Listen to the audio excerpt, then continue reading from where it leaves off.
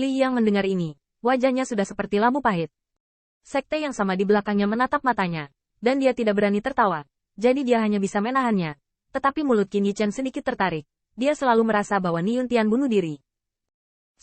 Namun, Li Yang tidak koheren untuk sementara waktu, melihat bahwa sekte yang sama memiliki keuntungan. Tetapi dia menunggu di luar haha, yang membuatnya tidak tahan, setidaknya Ni Yuntian. Ni Yuntian, kebetulan, kamu kenapa tidak meneleponku? Di hadapan Li Yang yang gila, Ni Yuntian bangga dengan hatinya, tetapi wajahnya sangat polos. Apakah kamu tidak berjaga-jaga dan mencegah kecelakaan? Li Yang terdiam beberapa saat dan masih menolak untuk menerima. Kamu bisa keluar untukku. Ni Yuntian merentangkan tangannya dan berkata, kamu tidak bisa melakukan tugas yang begitu penting. Li Yang mendengar ini hampir tidak bernafas. Mengapa ini istimewa? Ketika orang ini biasanya berdebat dengan dirinya sendiri, mengapa dia tidak mengatakannya? Namun, Yin Fianqi telah pergi. Li Yang melihat ke sekte yang sama, dan kemudian melihat ke arah Ni Yuntian yang bangga. Akhirnya, dia hanya bisa menggertakkan giginya dan berkata, lain kali kamu datang. Ngomong-ngomong, Li Yang benar-benar meraih lengan baju Qin Yichen dengan tatapan sedih. Kakak Qin, lain kali ada hal yang begitu baik, jangan lupakan aku. Mulut dan wajah ini membuat Qin Yichen semua menatap. Apakah ini Li Yang yang sama yang mencoba merebut buah peri dan pedangnya? Dan sementara Ni Yuntian masih tidak lupa untuk memukul Li Yang. Banyak pembangkit tenaga listrik di luar makam kuno merasakan perubahan nafas sekitar 100 orang di Sekte Abadi Yuan Surgawi. Mau tidak mau diam-diam kagum. Bagaimana mungkin? 100 orang telah meningkat. Apakah kamu baru saja mendengarnya? Terima kasih kepada Qin Yichen sendirian. Dengan kekuatan roh menempa Yin Fianqi ini. Banyak pembangkit tenaga listrik terkejut.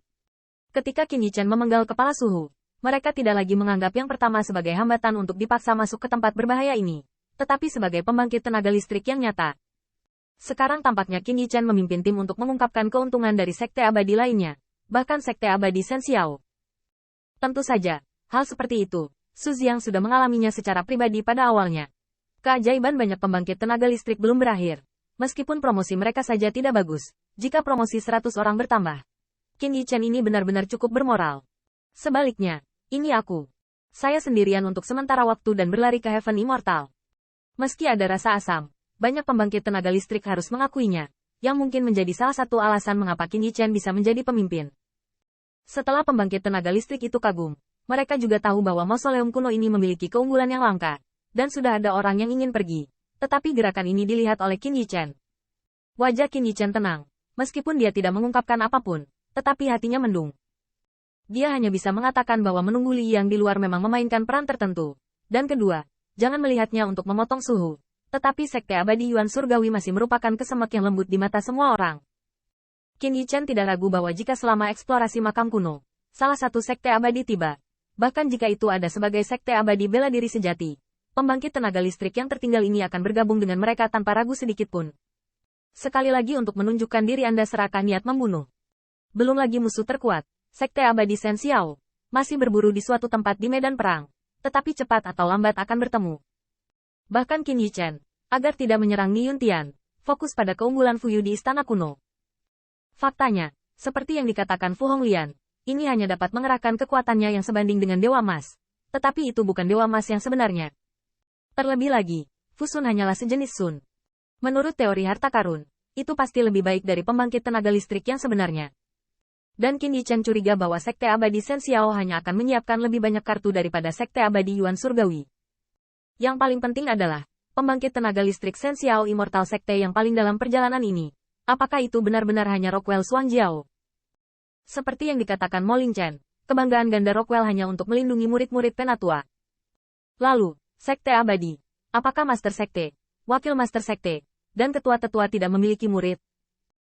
Semua ini, seperti pisau tajam yang tergantung di jantung Qin Yichen, membuatnya tidak bisa rileks. Dan kemudian melihat ke arah Ni Yuntian yang masih berbicara satu sama lain. Qin Yichen tidak bisa menahan nafas lalu berkata, menyembunyikan semuanya di mulutnya. Jantung. Bahkan dia sendiri tidak sepenuhnya yakin bahwa dia dapat menghabiskan masa kesusahan ini. Dan sekte yang sama yang bersamanya saat ini. Berapa banyak orang yang dapat kembali hidup saat itu? Pada saat ini, ketika saya melihat Li Yang, mengapa dia tidak menginginkan Ni Yuntian?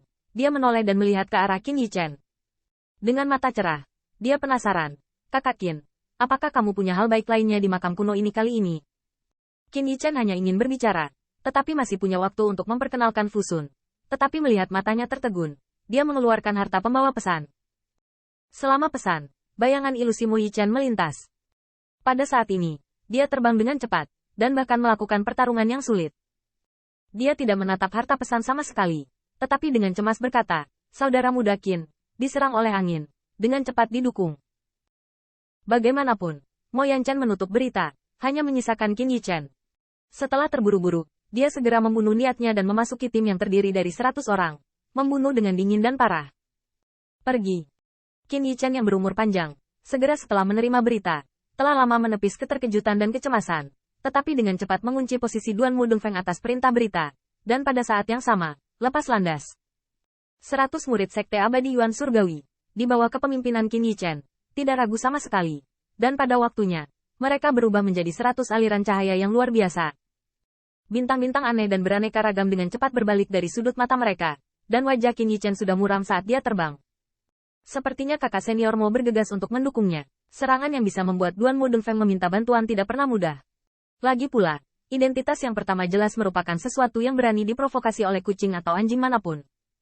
Kemungkinan besar, saya bertemu sekte abadi lainnya. Tiba-tiba, Ni Yuntian semua memiliki ide yang sama, yang juga menyebabkan cahaya pompa dingin dan niat membunuh mereka.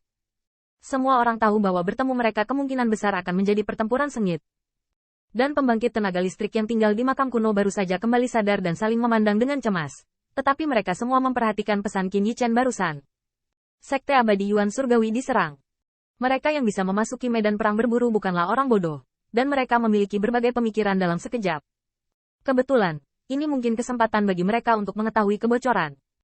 Oleh karena itu, setelah beberapa saat ragu-ragu, seseorang memimpin dan mengikuti arah terbang Qin Yichen, sehingga semakin banyak pembangkit tenaga listrik yang mengejar tim Sekte Abadi Yuan Surgawi.